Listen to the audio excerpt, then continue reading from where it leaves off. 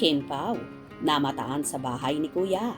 Nagpakilig at nagbigay ng inspiring word sa mga housemates.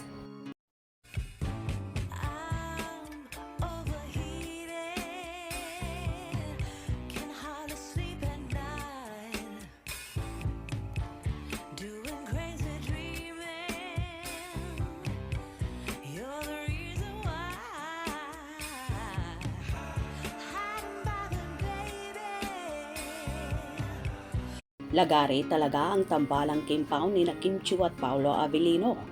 Dahil hindi lang sa back screening sila naging busy, kundi dumalaw din sila sa bahay ni Kuya.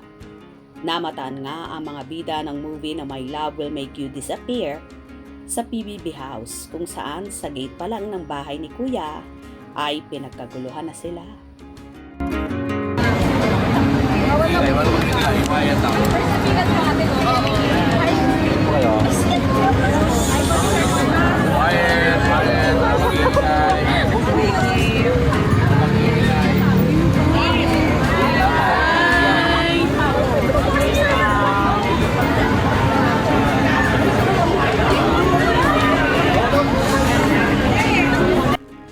And then, sa loob naman ng bahay ni Kuya ay kumain sila, kung saan may tinikman silang pagkain. Sabay tanong ni Paolo kay Kim, "Gutom ka?" Sagot ni Kim, "Tinikman ko lang." Natanong ulit ni Paolo ang dalaga kung anong lasa ng pagkain. Sabay sabi ni Kim, "Masarap yung sauce na flavor. Pero kung anong inilagay niyong sauce sa tokwa, masarap din. Kaso, pares kasi siya." Gutom ka? Tikman ko lang. Anong Masarap yung sauce na flavor. magiging sauce ito? Pero kung ano yung nilagay nyo sa sauce na tokwa, masarap din. Kaso pares. Wala. Bago naman umalis si Paolo, ay hinag niya ang mga housemate at nagbigay ng inspirational word. Have fun and enjoy. If someone's feeling down, help lift up each other. Have fun, enjoy. Someone's feeling down, help. Samantala, so cute naman ang mga lumabas na video clips ni Paolo, kung saan lalong lumitaw ang kagwapuhan ng aktor. Nashock naman ang buong housemate ni Kuya sa pagdating ng Kim Pao at na-overwhelm sila. Kaya so happy na nakasama nila ang Kim Pao kahit sa madaling panahon lamang.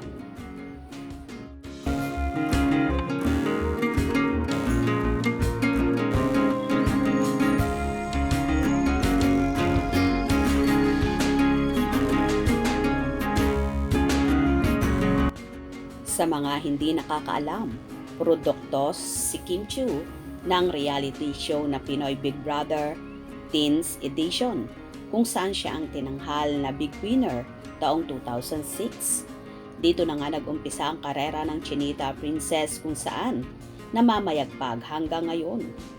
Lalo na nung nakatampal niya ang aktor na si Paolo Avellino.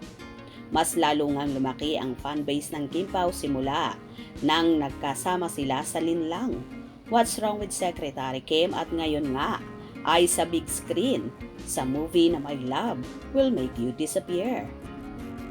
Naghintay man si Paolo ng mahabang panahon para makasama at makawa-work si Kimi, naging worth it naman ito.